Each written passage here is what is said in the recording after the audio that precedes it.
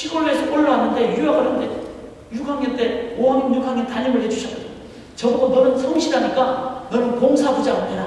그래서 아주까리 나무를 키워라. 그래서 아주까리 재배하는데 제가 담당자였어요. 그러면서 그분은 이런 나무를 잘 키우고 잘 섬겨야지 나라가 잘 되고 그리고 너가 이 세상에서 잘 섬기는 사람이 그분은 저에게 할트로 가르치셨어요. 그 할트의 가르침은 진정 제가 앞으로 살아가는 그 삶의 초석이 됐습니다. 여러분 예수님의 제자를 하신 건 그런 것이었습니다. 마음으로 몸으로 그렇게 가르치신 것이죠. 그래서 제자들은 예수님이 떠나가셨을 때 기억이 잘 안 났어요. 무슨 말씀인지 잘 이해도 못하고. 그럼 나중에 성령께서 역사하실 때 그 십자가에 그 길을 깨닫고 전부 다 순교하게 됐습니다. 요한까지도 마지막에 나이 들어서 돌아가셨지만 순교지에서 유배당하면서 돌아가셨습니다. 주님의 제자훈련의 그 원리를 교회가 바르게 배우기를 원합니다. 또 주님의 제자훈련의 원리는 뭐였습니까? 실천하는 것이었죠. 14절에 보면 너희의 발을 씻게 하여. 자, 여러분 오늘 본문에서 제일 중요한 핵심적인 구절은 바로 14절입니다. 14절 한번 보십시오. 내가 주와 또는 선생이 되어 너희 발을 씻었으니 너희도 서로 발을 씻어주는 것이 옳으니라. 너희도 서로 발을 씻어주는 것이 옳으니라. 이것이 주님이 말씀하신 실천성이었습니다. 주님은 그냥 내가 너에게 전달하는 것으로 끝나는 것이 아니라 너희가 그렇게 할 때까지 실천할 때까지 주님은 가르쳐 주신 분이셨습니다. 실천성. 중세에 보면은 그 중세시대 때 길드라는 상인들의 조합이 있죠. 길드. 그 상인들이 모여가지고 간에 수공을 했습니다. 그때 이제 제품을 만드는데 그 제품을 제일 잘 만드는 사람의 제품, 그걸 달인이라고 하죠. 그걸 좀 우리가 이제 사회적인 용어로 장인이라고 합니다. 장인을 영어로 뭐라고 하죠? 메스터라고 합니다. 메스터.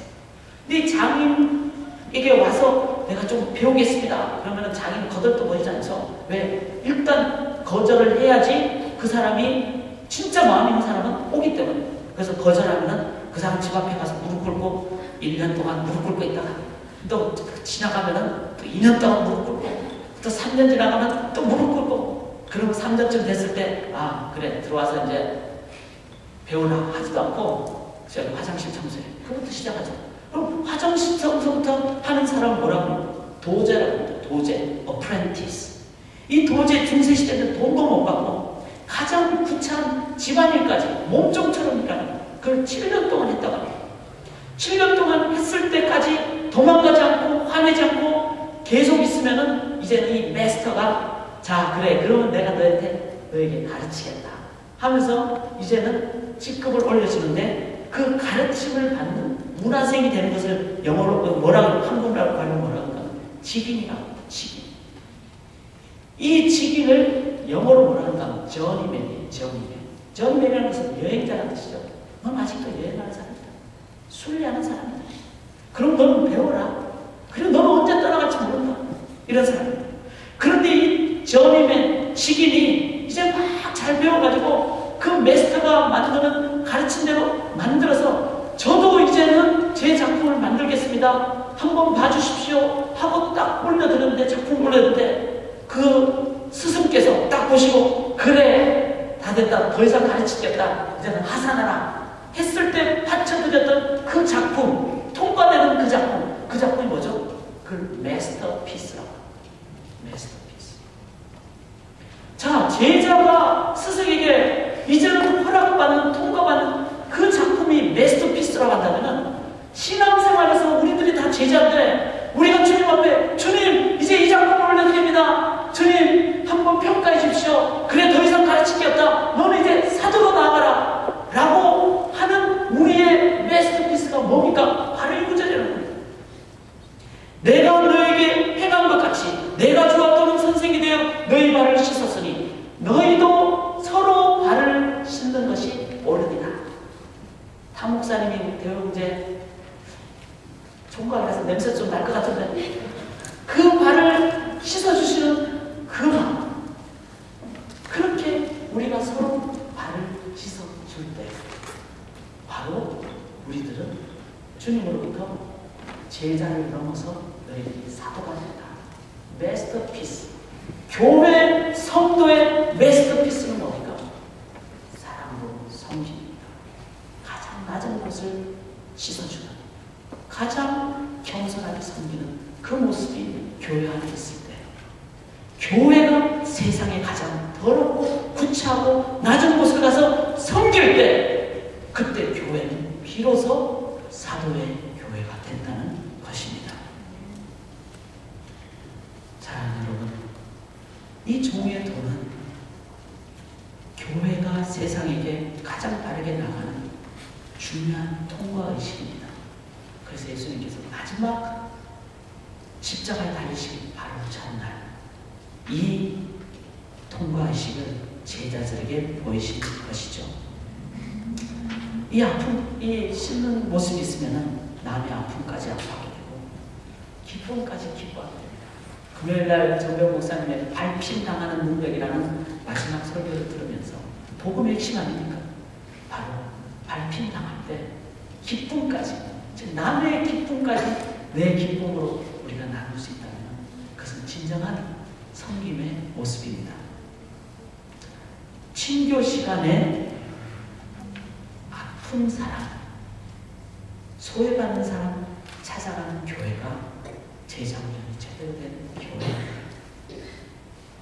그리고 좀 어색해서 그냥 예배 마치자마자 주차장으로 가는 분들을 위해서 계속 필요할 수 있는 교회가 진정한 교회입니다.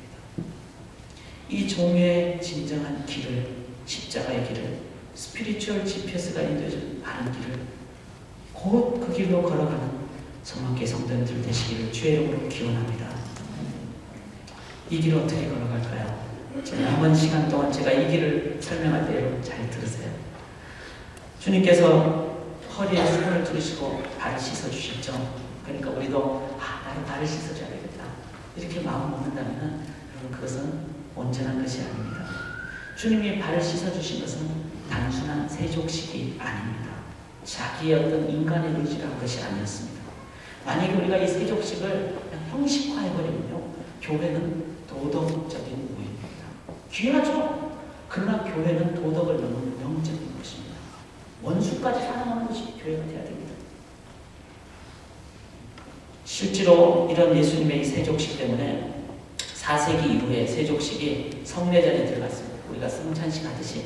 그래서 694년 톨리도 회의에서는 성목요일의 세족식을 거행하기로 그렇게 해서 교황이 세족식을 거행했습니다. 사랑하는 여러분, 694년에 세족식을 거행하면서 교황이 그랬다면 왜 중세가 일어났습니까? 그건 형식화됐기 때문이었습니다. 그러므로 교회에서 부담가게 발 씻으라 이렇게 우리가 생각을 갖는다면 그것은 온전한 세족식의 의미가 아닙니다. 예수님이 제자들의 발을 씻어주신 것은 그냥 육신의 발을 도덕적으로 윤리적으로 마음 착해서 그렇게 씻어준 것이 아니라 예수님의 구원 사역을 의미하는 것입니다. 여러분 성경을 잘 보시면은 이 요한복음 13장에 발을 씻는 장면은 마태, 마가, 누가 복음에는 안 나옵니다. 그리고 요한복음에는 아시다시피 마태, 마가, 누가, 공관복음 기록된 다음에 마지막에 기록된 것이 요한복음입니다. 그리고 요한은 모든 공관복음을 보고 미리 보고 그리고 예수님이 분명히 말씀하신 이 뜻은 더 깊은 뜻이 있는데 더 영적인 의미가 있는데 성령의 조명을 받아서 그 영적인 의미를 깊게 넓게 표현한 것이 요한복음입니다. 예를 들면 오병이어 기적 다른 복음에 다 나오죠. 그럼 몇 절밖에 안 나옵니다. 그러나 요한복음 6장에는 오병이어 기적이 70몇 절까지 나옵니다. 왜? 그건 단순한 육적인 양식이 아니라 그것은 영의 양식을 의미하는 것입니다. 그래서 요한복음 여러분들이 공감과 같이 보셔야 됩니다. 이 제자들의 발을 씻은 장면은 성만찬 때 일어났습니다. 성만찬은 공감복음에 다 나옵니다. 그러나 발을 씻으신 장면은 공감복음에 안 나옵니다. 요한복음에만 나옵니다. 왜 그랬을까요? 사도 요한은 성만찬의 의미와 발을 씻는 의미가 신학적으로 구속사적으로 너무나 중요하다는 것을 알았기에 사도 요한은 이 장면을 기록했던 것입니다. 예수님께서 그렇게 말씀하시죠. 8절을 보시면은